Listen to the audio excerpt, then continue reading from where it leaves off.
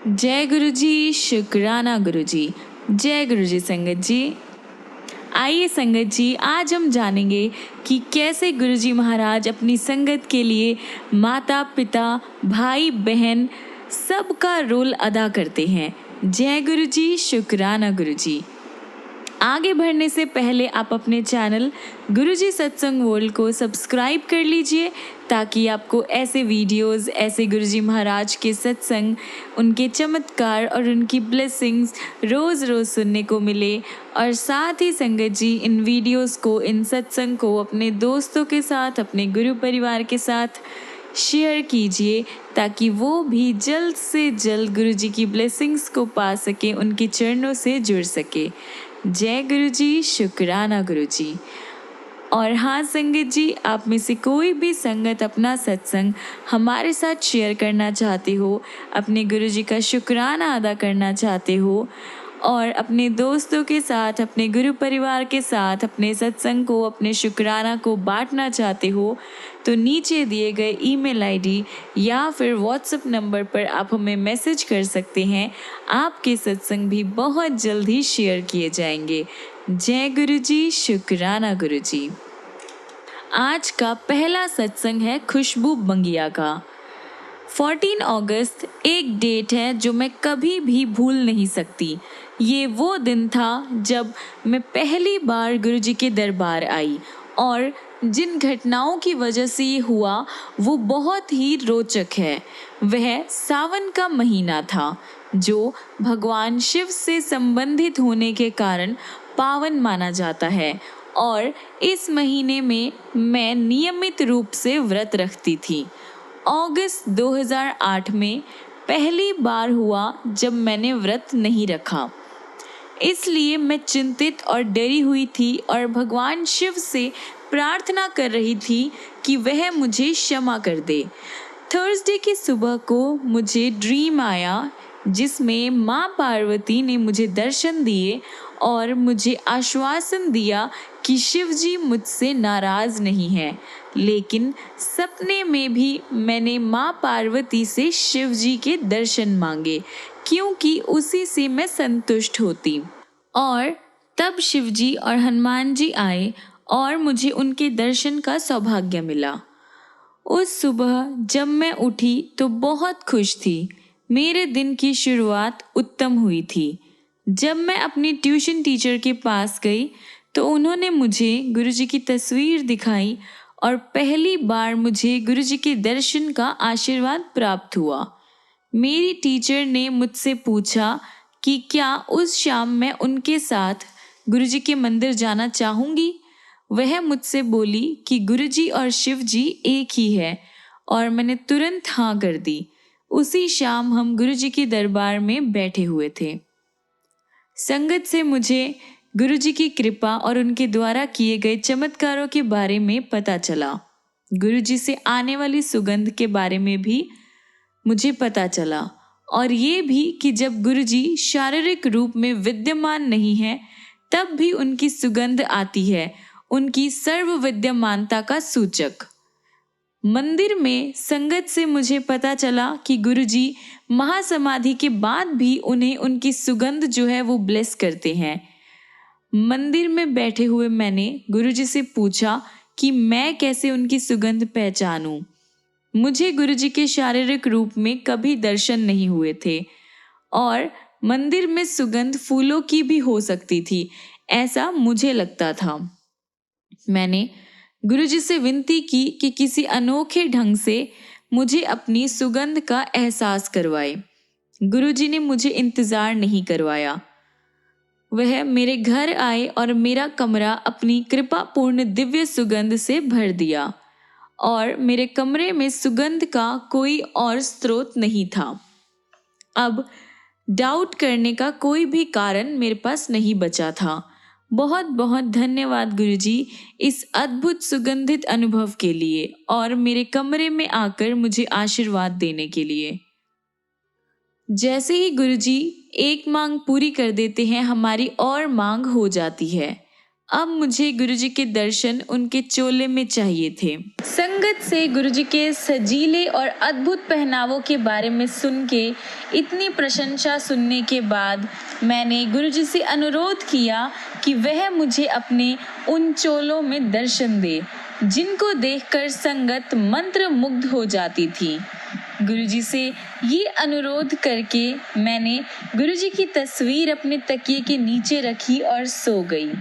उस रात गुरुजी ने अपने भिन्न भिन्न चोले में मुझे दर्शन दिए और वो एकदम अद्भुत अनुभव था।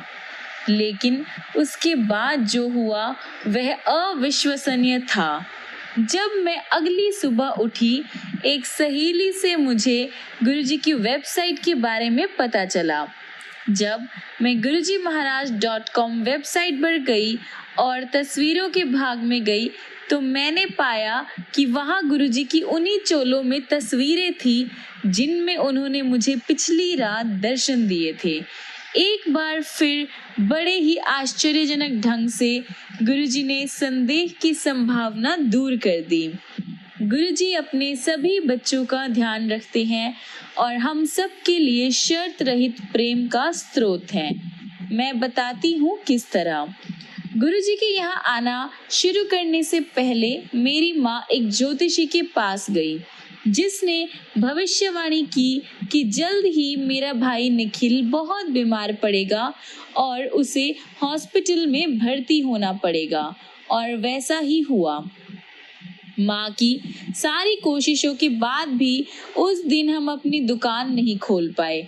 हम उस ज्योतिषी में विश्वास करने लगे। गुरुजी के यहाँ आने के बाद मेरी माँ उस ज्योतिषी के पास फिर गई। उसके पास फिर हमारे लिए बुरी खबर थी। उसने भविष्यवाणी की कि दिवाली के टाइम हमारे लिए मुसीबतें अपनी चरम सीमा पर होगी।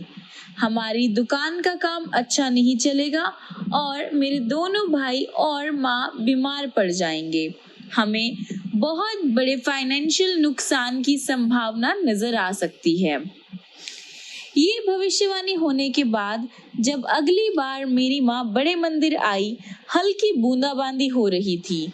वह संगत हॉल की ओर जाती हुई मंदिर की मुख्य सीढ़ियों पर बहुत जोर से फिसली, पहले से लेकर अंतिम सीढ़ी तक। जब संगत उन्हें उठने में मदद करके वॉशरूम तक ले जा रही थी तो वह 2 बार और फिसली। वैसे तो वह 3 बार फिसली थी। वह खुशकिस्मत थी कि उन्हें कोई बड़ी चोट नहीं लगी। मंदिर में संगत ने हमें कहा कि कोई आने वाली बड़ी मुसीबत को गुरुजी ने छोटी सी तकलीफ में परिवर्तित कर दिया था।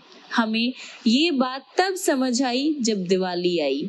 हमारी दुकान का कारोबार असामान्य रूप से अच्छा रहा और परिवार में सबकी सेहत भी अच्छी रही।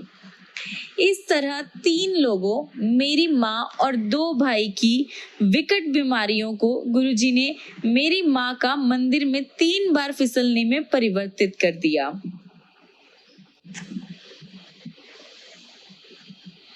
पर तब भी मेरी माँ को गुरुजी में पूरा विश्वास नहीं हुआ था और ये सब उन्हें एक संयोग लग रहा था। हम गुरुजी के यहाँ नियमित रूप से जाते रहे और अब भी मेरी माँ मेरे लिए एक अच्छे रिश्ते की तलाश में थी और समय बीतते हुए वह थोड़ा घबरा रही थी। फिर एक दिन एक भक्त मनोज, जिससे हम अनजान थे, उसको गुरुजी के दर्शन हुए। गुरुजी ने उन्हें निर्देश दिया कि वह खुशबू की माँ से कहे कि उसे चिंता करने की जरूरत नहीं थी, क्योंकि खुशबू अब उनकी बेटी थी और वो मेरा ध्यान रखेंगे। मनोज ना मुझे जानते थे और ना ही मेरे परिवार को, और उन्होंने गुरुजी से पूछा कि वो कैसे हमें पहचानेंगे या मिलेंगे। गुरुजी ने उन्हें संगत में बेला आंटी से बात करने को कहा। मनोज ने गुरुजी के निर्देश अनुसार किया। ये जानकर कि गुरुजी ने मुझे अपनी बेटी बना लिया है, मैं बहुत खुश हुई। पर मनोज मेरी माँ के सवालों से बच नहीं पाया, जो हमेशा उससे पूछती रहती कि क्या उसने जो भी कहा था वो सच था। माँ सोचती थी कि ये बहुत अच्छा है कि मैं गुरुजी की बेटी हूँ, लेकिन उनको तो अपनी सांसारिक जिम्मेदारियां पूरी करनी थी। ये सब सितंबर में हुआ और जनवरी में हमें गौरव, गुरुजी का भतीजा, उसका रिश्ता आया। जल्द ही हमारी सगाई हो गई। तब हमें गुरुजी के संदेश का पूरा मतलब समझ आया। गुरुजी ने माँ की सारी चिंताओं का ध्यान रखा और आज वो भी गुरुजी में पूरी तरह से विश्वास रखती है। गुरुजी की कृपा हर दिन दिखाई देती है और उन सब का वर्णन कर पाना असंभव है। गुरुजी का आशीर्वाद जीवन की हर स्थिति में विद्यमान है। उदाहरण स्वरूप, जब मेरी शादी का लहंगा चुनना था, पूरे दिन खरीदारी करने के बाद मैं बहुत थक गई थी और कोई निर्णय नहीं ले पा रही थी। लेकिन माँ के दबाव डालने पर कि हम उसी दिन लहंगे का चुनाव करेंगे, हमने उनकी पसंद से लहंगा ले लिया। बाद में गुरुजी ने मुझे दर्शन दिए। मैंने गुरुजी को स्वयं दर्जी के साथ खड़े होकर मेरी शादी के लहंगे को अंतिम रूप देते हुए देखा। अद्भुत। एक शाम गुरुजी ने बड़े मंदिर में दर्शन दिए और संगत उनकी तस्वीरें खींच रही थी। मुझे भी एक भक्त से उनकी तस्वीर मिली और मैं उसमें गुरुजी के दर्शन कर पाई। आने वाले दिनों में मैंने पाया कि एक तस्वीर में मैं गुरुजी को 5 अलग जगहों पर देख रही थी। मुझे याद आया कि श्री शिव महापुराण में मैंने पढ़ा था कि शिव जी पंचमुखी, 5 मुख वाले हैं। यहाँ एक ही तस्वीर में मुझे गुरुजी के 5 मुखों के दर्शन हो रहे थे। इस दर्शन से स्पष्ट हो गया कि गुरुजी भगवान शिव है और उन दोनों में कोई अंतर नहीं है। साथ ही पहले नवरात्रे पर ही मुझे माँ दुर्गा के दर्शन उनके अष्टभुजा यानी 8 भुजाओं वाले रूप में हुए। मैं विस्मित होकर उनके चरण से लेकर अष्टभुजा तक और फिर उनके चेहरे को देख रही थी। मैं विस्मित थी। दुर्गा माँ अपनी पूरी वेशभूषा में सुशोभित, परंतु चेहरा गुरुजी का। जैसे जैसे मैं उनको देखती रही, उनका चेहरा दुर्गा माँ के चेहरे में परिवर्तित हो गया और फिर गुरुजी के चेहरे में, स्पष्ट रूप से जाहिर करते हैं कि सर्वोच्च शक्ति एक ही है, कोई और भगवान नहीं है। हम सब भगवान की शरण और उनके निवास स्थान में आए हैं। बहुत बहुत धन्यवाद गुरुजी इन सब अद्भुत अनुभवों के लिए। मेरी आपसे यही प्रार्थना है कि आप सबको अपनी कृपालु संरक्षण और प्रेम में हमेशा रखे। जय गुरुजी, शुक्राना गुरुजी। आइए संगत जी, अगला सत्संग हम सुनेंगे सुमित और छवि जेठरा का, जो कि दिल्ली के रहने वाले हैं। एक मित्र से गुरुजी के बारे में सुनकर हम उनके पास पहुंचे थे। उन्होंने हमें आशीर्वाद दिया और वीक में 2 बार आने के लिए कहा। इस टाइम मैं बवासीर और डायबिटीज से परेशान थी। संगत में हमें लंगर परोसा गया जिनमें बहुत मिर्ची थी। इतनी मिर्ची देखकर मुझे डर था कि वह मेरे बवासीर रोग को और गंभीर कर देगी, लेकिन गुरुजी का लंगर होने के कारण हम उसे खा गए। मैं आकर लंगर ग्रहण करता रहा और विस्मय से मेरी अवस्था में सुधार होने लगा। फिर एक दिन वह रोग जिसका 10 सालों से कोई इलाज नहीं हो पा रहा था, वह गायब हो गया। अब मैं घर पर भी अपने भोजन के साथ मिर्ची ले लेता हूँ।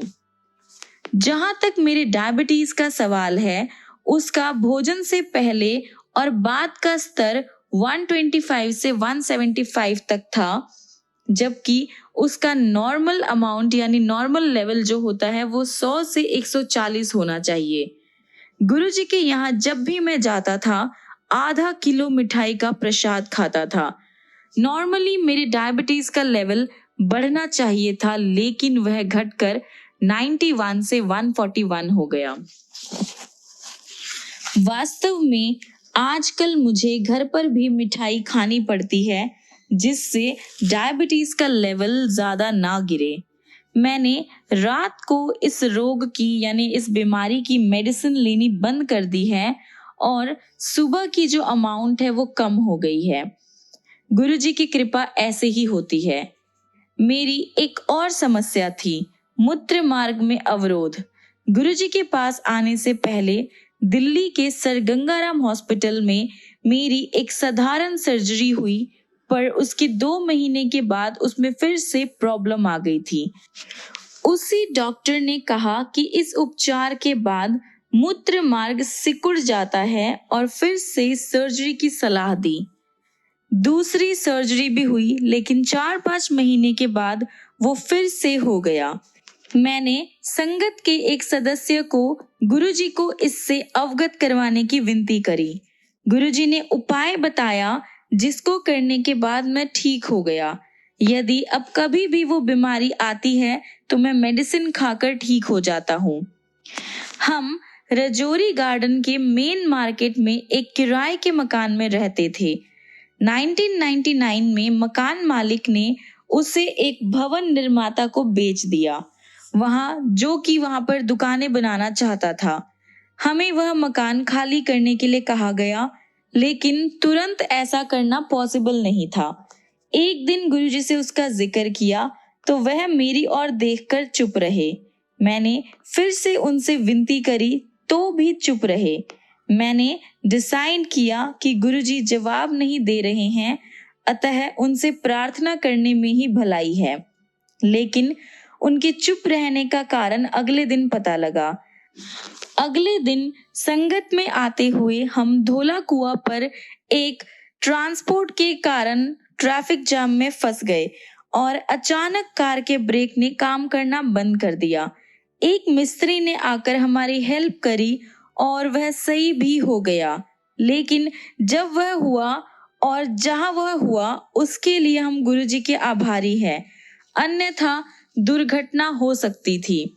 मुझे क्लियर हो गया कि पिछले दिन जब मैं गुरुजी से विनती कर रहा था, वह इस दुर्घटना से हमारा बचाव कर रहे थे। मैं उनसे एक छोटी सी बात के लिए उनकी कृपा की आशा कर रहा था, जब वह हमें संभव मृत्यु से बचा रहे थे। उनकी दया वहीं पर समाप्त नहीं हुई। 1 महीने में हम एक नया घर खरीदकर उसमें जा सके। गुरुजी के प्रत्येक भक्त को आशीर्वाद मिलता है, उनसे कोई अछूता नहीं रहता है। वह भी जिनके पास उनका चित्र है या जो उनके बारे में सुनते हैं और जो उनसे विनती करते हैं, सबको उनका आशीर्वाद मिलता है। नाभा निवासी मेरी पत्नी के भाई गुरुचरण सिंह मान के साथ ऐसा ही हुआ। हम उन्हें गुरुजी के सत्संग सुनाया करते थे। एक दिन वह दिल्ली आए और गुरुजी ने उन्हें ये कहकर आशीर्वाद दिया कि वह खुश और आनंदित रहे। उनकी पुत्र वधू ने गुरुजी का चित्र मांगा, जो उसे दिया गया। कुछ दिन के बाद गुरुजी ने उसे ड्रीम में दर्शन दिए। उस टाइम वह प्रेग्नेंट थी और गुरु कृपा से उसने एक बहुत ही सुंदर प्यारे से बेटे को जन्म दिया। गुरुजी के आशीर्वाद से उत्पन्न सब बच्चे अपनी आयु से अधिक ज्यादा बुद्धिमान और चंचल होते हैं। जब सौभाग्यशाली कपल ने गुरुजी से उसका नामकरण करने को विनती करी, तो गुरुजी ने उसका नाम गुरबजनित सिंह रखा। जब गुरुजी किसी परिवार को अपने संरक्षण में लेते हैं तो वह सदा सुखी रहता है। जब गुरुचरण को गुर्दों में अत्यंत कष्ट हुआ तो उसने गुरुजी से उनकी दया के लिए प्रार्थना करी। वह शीघ्र ही स्वस्थ हो गए। फिर उसको मूत्र मार्ग में पथरी के अवरोध के कारण बहुत दर्द हुआ। बहुत ही ज्यादा दर्दनाशक मेडिसिन लेते हुए भी उसका शूल बना रहा, यानी उसका जो पेन था वो बना रहा। उन्होंने मुझे गुरुजी से निवेदन करने के लिए कहा और मैंने जैसे ही गुरुजी से इस बारे में जिक्र किया तो गुरुजी ने उन्हें ब्लेस किया और उनकी बीमारी को ठीक कर दिया। संगत जी, ये है हमारे गुरुजी महाराज की ब्लेसिंग्स। इतनी अपार कृपा है गुरुजी की, हमें बिना बोले ही गुरुजी ब्लेस कर देते हैं। गुरुजी आपका बहुत बहुत शुक्राना है। संगत जी, अब मैं अपना सत्संग यहीं पर विराम करता हूँ और गुरुजी का शुक्राना करता हूँ। ओम नमः शिवाय, शिवजी सदा सहाय। ओम नमः शिवाय, गुरुजी सदा सहाय। जय गुरुजी, शुक्राना गुरुजी। आइए संगत जी, अगला सत्संग हम सुनेंगे मोहिंदर पाल सिंह तूर का, जो कि चंडीगढ़ के रहने वाले हैं। जून 2004 में जब गुरुजी ने अपने चरणों में स्थान दिया, तब से हम अत्यंत सौभाग्यशाली रहे हैं। उस टाइम से हमारे जीवन में बहुत ही ज्यादा परिवर्तन आया है। वह हमें अधिक आश्वस्त और आनंदमय लग रहा है। गुरुजी के मंदिर के शांत वातावरण में अत्यधिक ऊर्जा का आभास होता है। उनकी दया से हम आध्यात्मिक पथ पर अग्रसर होते हैं। हमारा स्वभाव अब शांत, नम्र और सुखमय है।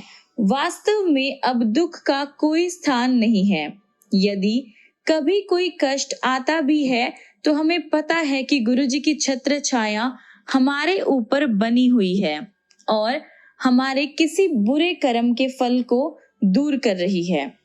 एक ऐसा अनुभव जो उनके न होते हुए कहीं अधिक दुखदाई होता। गुरुजी की संगत के साथ एक अनूठा बंधन है, जिसमें हम अपने आप को एक बड़े परिवार का मेंबर समझते हैं। हमारे स्वाभिमान का स्थान अब नम्रता ने ग्रहण कर लिया है। हमें संगत से वार्तालाप करना अच्छा लगता है, क्योंकि इस तरह हम गुरुजी के बारे में और बहुत कुछ जान रहे हैं। सीख के इन एक्सपीरियंस के साथ इस बड़े परिवार में और सदस्यों के साथ पारस्परिक प्रेम भी बढ़ता है। सत्संगों को सुनकर हमें पता लगा कि गुरुजी को अपने कष्ट बताने की जरूरत नहीं है। एक हार्दिक प्रार्थना से ही महापुरुष की कृपा हो जाती है। हमें ये भी आभास हो गया है कि गुरुजी से कुछ विनती करने की जरूरत नहीं है। इस प्रकार वह आशा भले ही पूर्ण कर दे, संभव है कि वह सबसे अच्छी ना हो। सर्वोत्तम संतुष्टि और आनंद तब मिलते हैं जब गुरुजी स्वयं हमें कुछ प्रदान करे। इस ज्ञान के प्रतिकूल जब भी हम दुविधा में होते हैं, हम गुरुजी से कुछ मांग बैठते हैं, क्योंकि हम मनुष्य ही तो हैं। गुरुजी वह आकांक्षा पूर्ण भी कर देते हैं। मेरी पत्नी, हमारे पुत्र और मैंने गुरुजी के पास जाना एक साथ शुरू किया था। मेरी वाइफ और बेटे को शीघ्र ही गुरुजी में विश्वास हो गया था, लेकिन मेरा डाउट बना रहा। जब हम गुरुजी के पास दूसरी या तीसरी बार ही गए होंगे, मैंने मन ही मन गुरुजी को कहा, मैं आपको तब गुरु मानूंगा जब आप चंडीगढ़ में एक व्यापारी के पास अटके हुए मेरे 5 लाख रुपए वापस दिला देंगे। लेकिन कुछ और दिन संगत में आने के बाद मुझे लगा कि गुरुजी के सामने केवल कुछ धन के लिए ऐसी शर्त रखकर मैंने बहुत बड़ी भूल कर दी थी। मैं फिर उनसे विनती कर क्षमा याचना करने लगा और कहने लगा कि इस धन के लिए मुझे आपकी सहायता नहीं चाहिए। एक वीक के बाद जब मैं बेंगलोर में था, मुझे उस व्यापारी का फोन आया।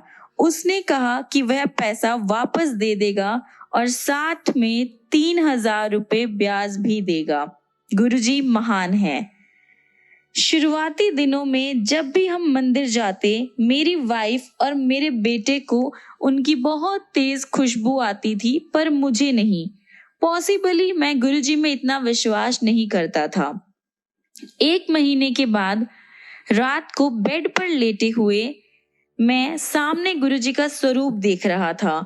उनके बारे में सब अति सुंदर सत्संग सुनने के पश्चात भी उनमें डाउट के भाव रखने के लिए मैं क्षमा याचना कर रहा था और मन ही मन उनका सच्चा भक्त बनने का वचन ले रहा था। इससे पहले मैंने कभी इतनी निष्कपट प्रार्थना नहीं करी होगी। अचानक मेरे तकिए से उनकी बहुत तेज खुशबू आई, जिसकी पुष्टि मेरी पत्नी ने भी की। अति उदार गुरुजी ने मेरी प्रार्थना सुन ली थी और मैं उनका सच्चा सेवक बन गया था। उसके बाद मैंने कभी भी पीछे मुड़कर नहीं देखा। मेरे गुरुजी महान हैं। मेरा बेटा समर नाविक है, वह अपने जहाज पर चला गया था। गुरुजी अक्सर मेरी पत्नी बब्बू से उसकी कुशलता पूछते रहते थे। एक शाम को हम गुरुजी के मंदिर में थे। गुरुजी कहीं बाहर गए हुए थे और हम उनकी वेट कर रहे थे। वह रात को 1 बजे लौटे और संगत में लड्डू बांटने लगे। वैसे तो उन्होंने हर एक भक्त को 1 लड्डू दिया, मेरी वाइफ को उन्होंने 2 दिए। मेरी पत्नी खुशी खुशी मेरे पास आई और बोली कि गुरुजी ने हमारे बेटे के लिए भी 1 लड्डू दिया है। वह ये कह रही थी कि कर्नल जोशी गुरुजी के एक संगत मेरे पास आए और अपना फोन मुझे थमाकर बोले कि हमारा बेटा बात करना चाह रहा है। मैंने उससे पूछा कि वह इस टाइम कैसे फोन कर रहा है।